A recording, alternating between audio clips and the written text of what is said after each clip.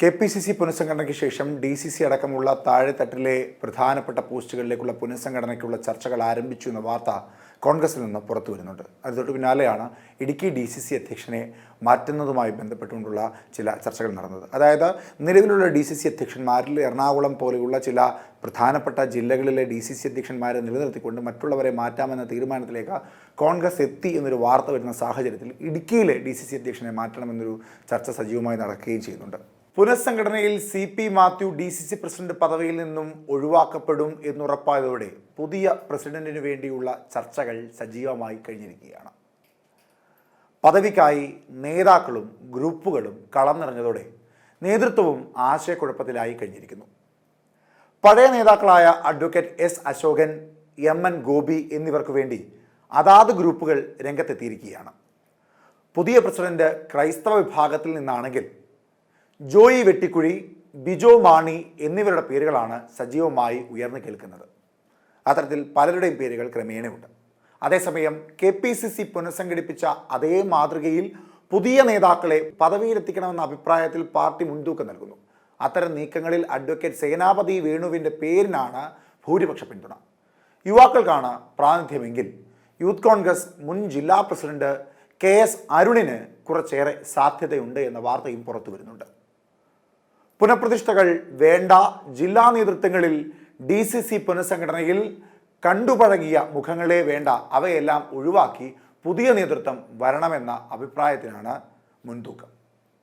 President സ്ഥാനത്തേക്ക് നേരത്തെ പറഞ്ഞു കേട്ടിരുന്ന S അശോകൻ വർഷങ്ങളായി UDF ജില്ലാ ചെയർമാനാണ്. MN ഗോപിയും വർഷങ്ങളായി നേതൃത്വത്തിലുള്ള ഒരു നേതാവ് തന്നെയാണ്. ജോയി വെട്ടിക്കുഴി കേരള കോൺഗ്രസിൽ നിന്നും കോൺഗ്രസിലെത്തിയ നേതാവാണ്. പതിറ്റാണ്ടുകളായി ജില്ലാതലത്തിൽ സജീവവുമാണ്. ക്രൈസ്തവ വിഭാഗത്തിൽ നിന്നാണ് പ്രസിഡന്റ് എന്ന് തീരുമാനിക്കുകയും പുതുതലമുറ യുവനേതാവ് വേണമെന്നാണ് ആവശ്യമെങ്കിൽ യുവനേതാവ് ബിജോ മാണിക്കാണ് സാധ്യത ഏറെയുള്ളത്. അതേസമയം കോട്ടയത്ത് ആര് പ്രസിഡന്റ് ആകുമെന്നതിനെ ആശ്രയിച്ചാകും ഇടുക്കിയിലെ പാക്കേജ്. കോട്ടയത്ത് സിറോ മലബാർ സഭയിൽ നിന്നുള്ള നേതാവിനെ പ്രസിഡന്റ് സ്ഥാനത്തേക്ക് കൊണ്ടുവരണമെന്ന അഭിപ്രായത്തിനാണ് പാർട്ടിയിൽ മുൻതൂക്കം. അതുണ്ടായില്ലെങ്കിൽ പ്രത്യാഘാതങ്ങൾ ഉണ്ടാകുമെന്നാണ് സൂചന. അങ്ങനെ വന്നാൽ നായർ ഈഴവ പരിഗണനയായിരിക്കും ഇടുക്കിയിലുണ്ടാകുക. അതിൽ തന്നെ ഈഴവ വിഭാഗത്തിനാണ് മുൻഗണന. അതിൽ പുതിയൊരു നേതാവ് ജില്ലാ പദവിയിലേക്ക് വരണമെന്നാണ് തീരുമാനമെങ്കിൽ അഡ്വക്കേറ്റ് സേനാപതി വേണുവിന് നറുക്ക് വീഴുക തന്നെ ചെയ്യും. ഈ വിഭാഗത്തിൽ നിന്നുള്ള യുവ നേതാവിനാണ് പരിഗണനയെങ്കിൽ യുവനേതാവ് KS അരുണിന് നറുക്ക് വീഴും. യൂത്ത് കോൺഗ്രസ് ജില്ലാ പ്രസിഡന്റ് പദവിയിൽ തിളങ്ങിയ യുവ നേതാവാണ് അരുൺ. DCC vice പ്രസിഡന്റുമാണ്.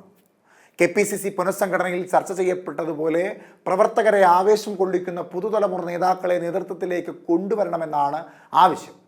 ഈഴവ വിഭാഗത്തിൽ നിന്നാണ് പ്രസിഡന്റെങ്കിൽ S അശോകൻ, റോയ് K പൗലോസ് എന്നിവർക്ക് പകരം ജോയി വെട്ടിക്കുഴി, ബിജോ മാണി എന്നിവരെ KPCC പുനഃസംഘടനയിൽ ഉൾപ്പെടുത്തണമെന്ന ആവശ്യവും ശക്തമാണ്. നിയമസഭാ സീറ്റ് കിട്ടാത്തതിൻ്റെ പേരിൽ വാടക അനുയായികളെ കൂട്ടി പാർട്ടിയെ വെല്ലുവിളിക്കുന്ന വിധം പ്രവർത്തിച്ച നേതാക്കളെ വീണ്ടും KPCC ഭാരവാഹിത്വങ്ങളിൽ ചുമതല ഏൽപ്പിക്കുന്നത് ഗുണത്തെക്കാളേറെ ദോഷം ചെയ്യുമെന്നാണ് വിലയിരുത്തൽ. വൈകുന്നേരമായാൽ വണ്ടിയിൽ കെട്ടിവെച്ച് കൊണ്ടുപോകേണ്ടി വരുന്ന നേതാക്കളെയും പരിഗണിക്കരുതെന്ന അടക്കം പറച്ചിൽ പാർട്ടിയിൽ സജീവമാണ്. ഫലത്തിൽ DCC KPCC ഭാരവാഹിത്വങ്ങളിൽ നിന്നും സ്ഥിരം മുഖങ്ങളെ ഒഴിവാക്കണമെന്നാണ് ഇടുക്കി കോൺഗ്രസിലെ പൊതുവികാരം.